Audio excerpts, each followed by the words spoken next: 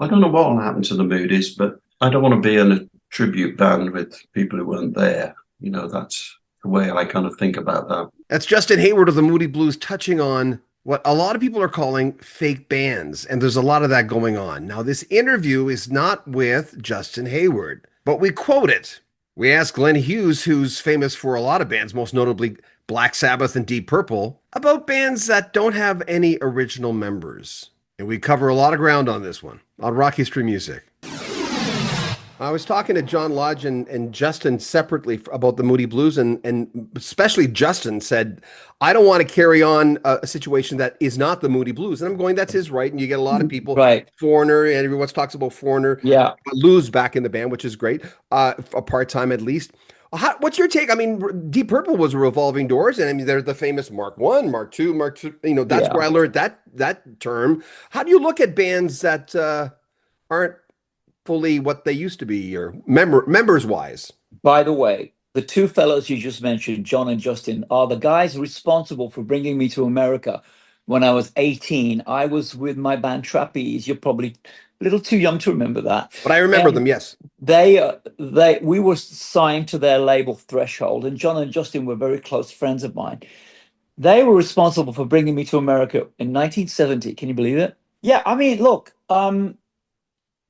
a Foreigner are a big example of that, and as you know, Mick isn't even playing with them anymore. And, you know, their new singer, Luis, he played guitar with me in my band all those years ago. Look, I don't agree with it, because if somebody's going to see an original band, they're not going to see it. Mm-hmm. But they play the songs great. Yeah, but it all depends how you feel about. Are you going to listen to the songs, or do you want to see the original guy or the original singer, or it's one for me that it's difficult to answer. Worked with Quiet Ride, Kevin DeBro. I've talked to the guys through the years. There's no original guys Okay, left, but what was your relationship with him? I got to show you something. Hmm. Kevin. You probably don't know this, but Kevin was he passed away all those years ago. Can you see Hmm. that? There he is up there on my wall of Hall of Fame. Can you see that? Yeah. Um, he had a room in my house, and we were very, very close. So, I remember my friends who have gone with reverence, and I miss them all. You guys still close? Very close. We've made 3 albums together. We're just very, very good friends. Still to this very day. His story with his fingertips. I remember hearing that and going, "That is just crazy." Talk Yeah. about persistence, and I'm going to get it done. But let's be clear about that, and Tony will agree with me. The sound of his guitar playing is partly because of those plastic fingers tips. Yeah. I mean that I'm half joking, but that is his sound. Mm. I mean he's an incredible guitar player, as we know, but that sound we're hearing is those plastic bits of the end of his fingers. Favorite album of the three with Deep Purple? Oh my God, they're all different. I think Stormbringer is my favorite. Burn hit me hard. And Mhm. I was ready to I love when this happens. When you're ready to wait a second, what happened to that my band? And then you listen to it and in spite of yourself, you're going, holy snapping turtles. This is one of I love that record still. Yeah, we made the album. We were writing the album in a castle in England. We prepped for the album pretty strongly, so that album was really prepped, and the songs were written in the dungeon of a castle, a 15th century castle. It was kind of spooky. California Jam, is that the most out there concert you ever had? Well, there was 350,000 fans there, and we set the stage on fire. Richie blew the stage up, and it was on TV. Dick Clark was going crazy, and it was a fascinating event. It was wild. And by the way, in the 70s, things were not polished as they were in the late 80s and 90s. Things were very raw and very real. And you've said rock and roll was danger. You've said that. Rock and roll, that stage was a dangerous place to be.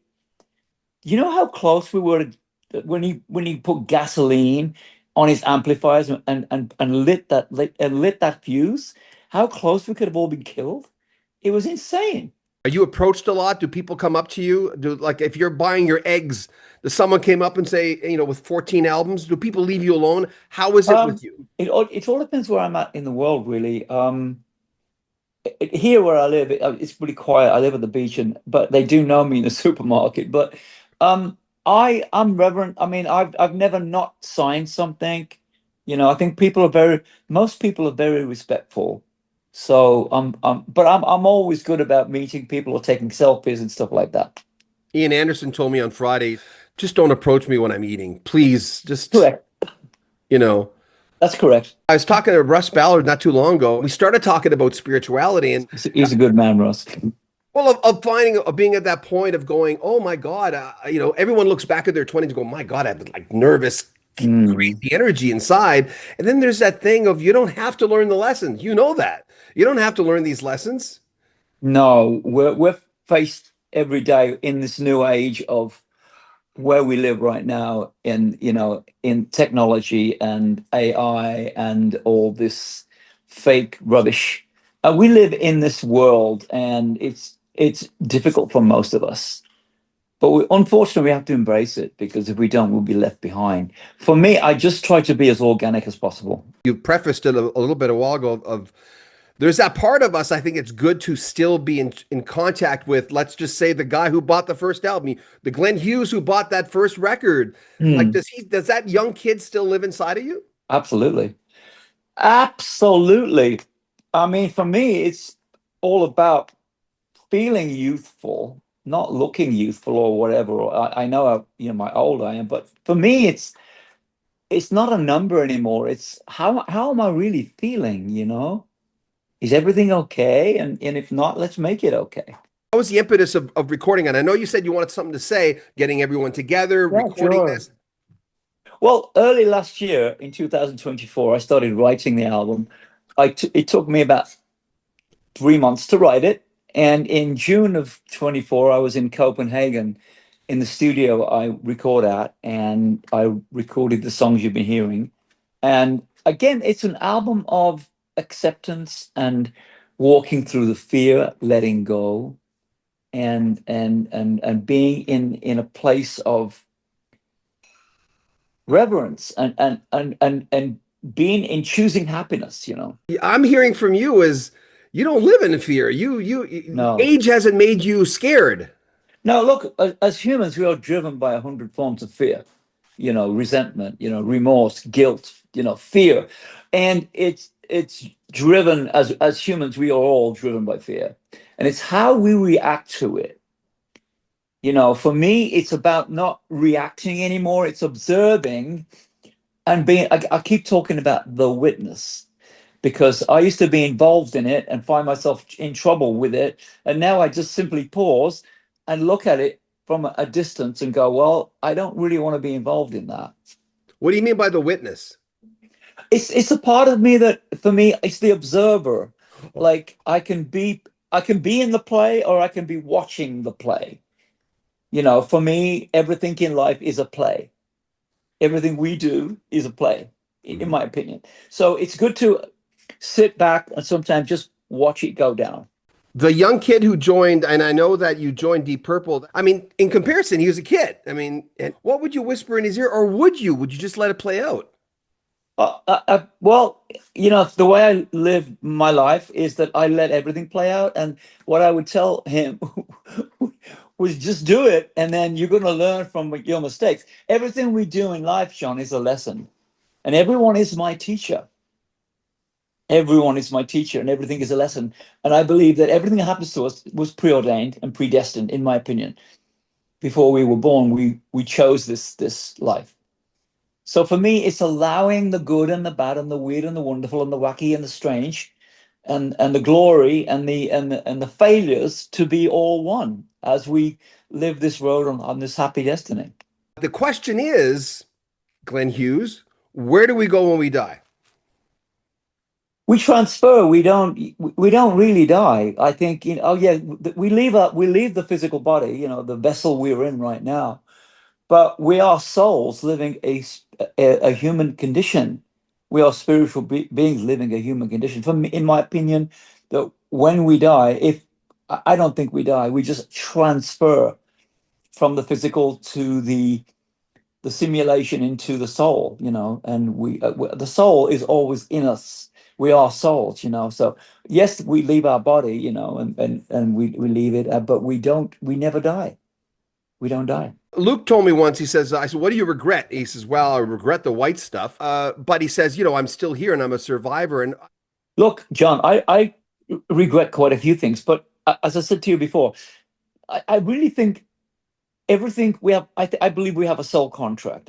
Before we come into this body, we sign this soul contract, in my opinion. And I didn't, when I was 5 years old, I wasn't tugging on my mother's skirt going, Mommy, when I grow up, I want to be a drug addict. It wasn't that way. It happened for me. yeah, And I've been sober and clean and sober now for 30 years. So I really, yeah, I like Luke, yeah, the white stuff was horrifying. But I escaped death many times, and I'm still here living a grand, beautiful life. I wouldn't have it any other way.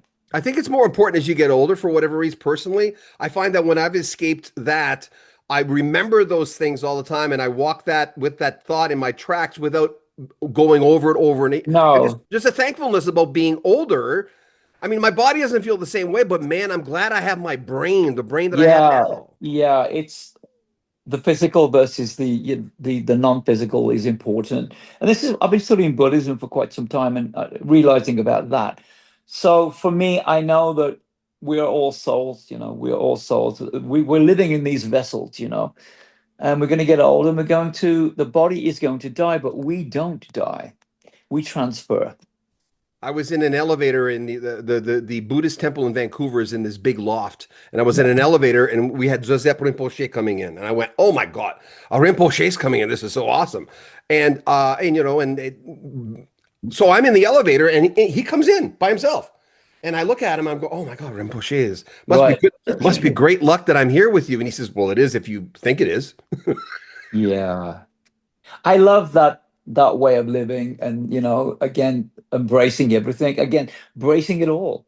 I allow things to happen. I don't chase anymore.